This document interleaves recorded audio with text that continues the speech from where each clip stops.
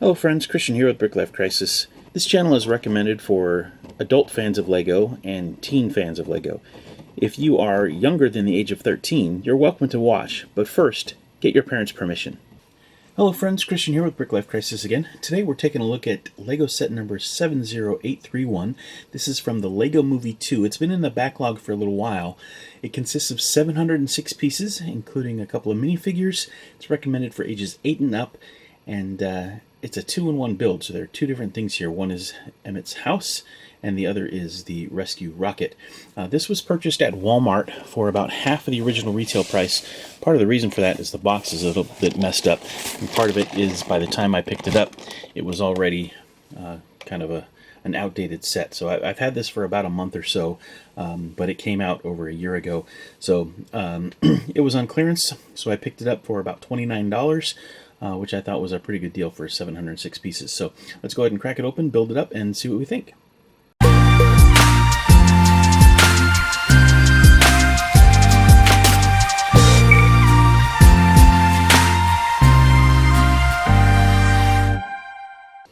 Alright, so this is it, 70831. This is Emmet's dream house. This is the first of two builds.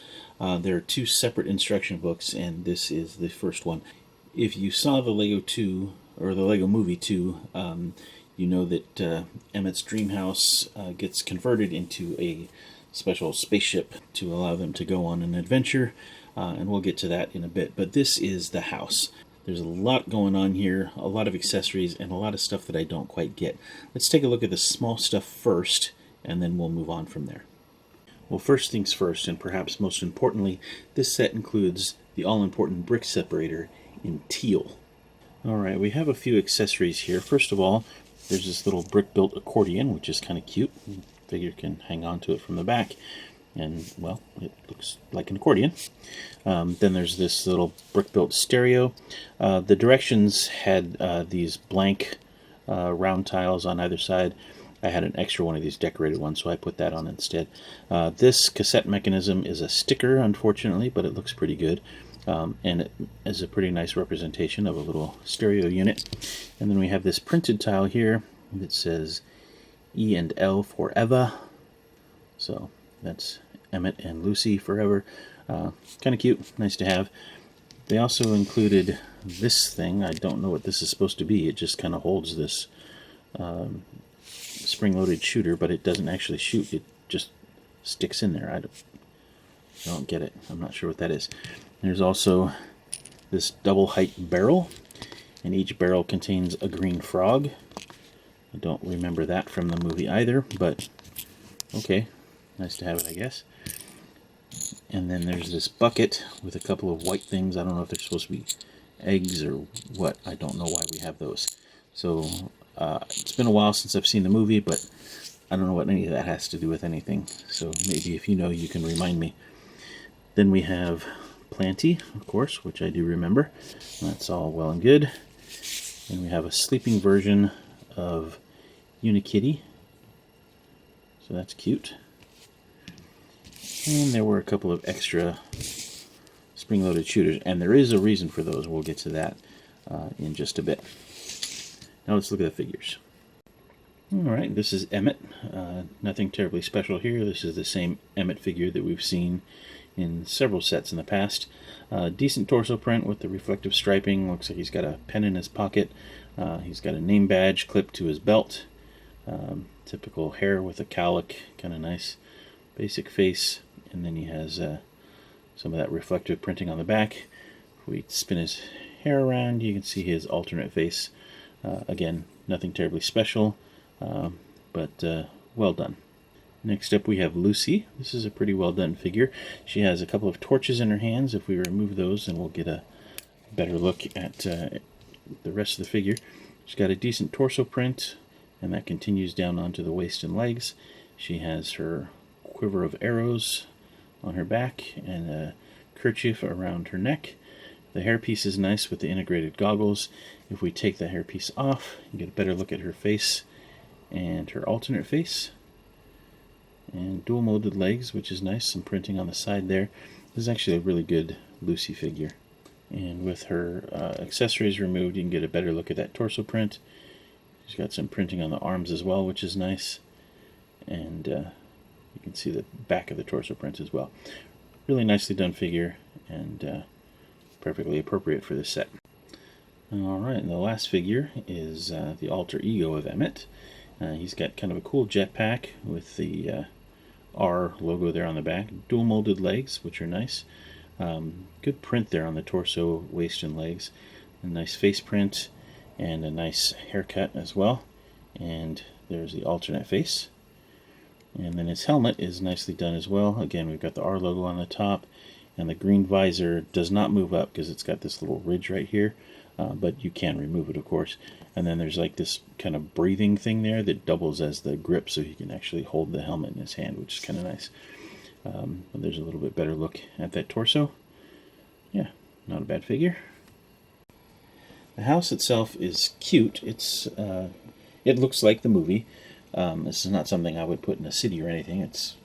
It looks a lot like the houses that we built as kids.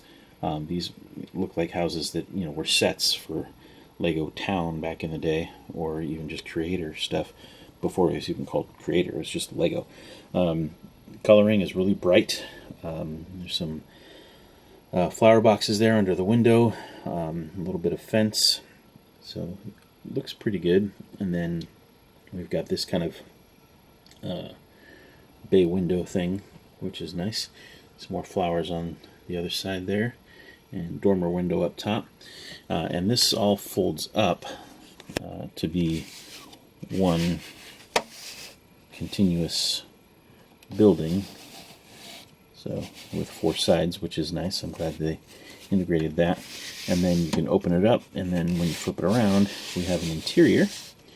Down here we have the suggestion of a kitchen over there, and maybe a dining table. There's some kind of a plate and a goblet on there, maybe. And then a TV with some color bars showing, which I think is clever. And then some attic space. Over here we have a sofa and a lamp. There is a portrait of Benny on one side and Lucy on the other. And then upstairs in the attic we have some ducting, a portrait of Unikitty, and just some attic floor space, I guess. I'm not sure what that orange thing is for, but... So anyway, that is the interior of the house. I like the sofa build, and it's a decent color there as well. And I really like the color bars on the TV. That is a sticker, by the way, as are all of the portraits. A number of stickers in the set, actually. But anyway, that is Benny's house build. This is where things get weird for me. They have this kind of water tower, moisture evaporator, whatever you call that thing, rocket pod, I don't know. Or maybe this is supposed to be the workshop or whatever, where he turns his house into the spaceship, and this is one of the rockets that he's currently building. Maybe that's what we're looking at here. But there's this kind of, almost looks like some kind of a barricade, or some place that you might hunker down if you were about to be lost in battle. But this thing does look like a model of what the spaceship ultimately looks like, I guess. And so it looks like maybe he's working on that to build a prototype. I don't know. There is a little weapon over here. This is a spring-loaded shooter. It's not loaded at the moment, but you can see where the little dart thing goes. And there's a control panel there, which is a sticker. These are all on ball joints, so they can move and turn a little bit. And then there is a hammer clipped down there underneath the leg of this thing. And there's perhaps the front of the house roof that would go up there. I don't know. Maybe you can explain what this is supposed to be, but I'm a little confused by this whole portion of the build. Alright, so this is the secondary build, the Rescue Rocket. The figures and accessories are pretty much the same, other than Unikitty is a bit different now. Unikitty is awake, has kind of a an angry face and is ready for battle, carrying a spear of some kind. But let's take a look at the rocket. I've got to say that initially I was not at all interested in this build. In fact, I almost didn't build it. I was just going to show you the house and let you know that there was a secondary build. But I decided to go ahead and do it, and I'm glad that I did, because it was actually a pretty fun build. The craft itself is kind of silly, of course, but the building techniques were interesting, and there's some kind of cool elements here. So we have all these thrusters across the back. A couple of them are made of apple barrels, and then the smaller barrels here. The roof comes off, of course, and reveals a bunch of interior detail that we'll get to in just a moment. But there is also an attic in here. We can take off these center sections, and inside we can see there's some coins hidden there. There's a frog, and there's some sort of a hyperdrive. And if we take off the front portion of this, there's actually a tool in there, a hammer, that you can bang on it with to repair it if you need to. But that was kind of a fun detail that certainly wasn't necessary, but it was kind of cool that they included that. The cockpit for this thing is made up of that kind of bay window arrangement with a fence across the front, which is kind of a fun little detail element.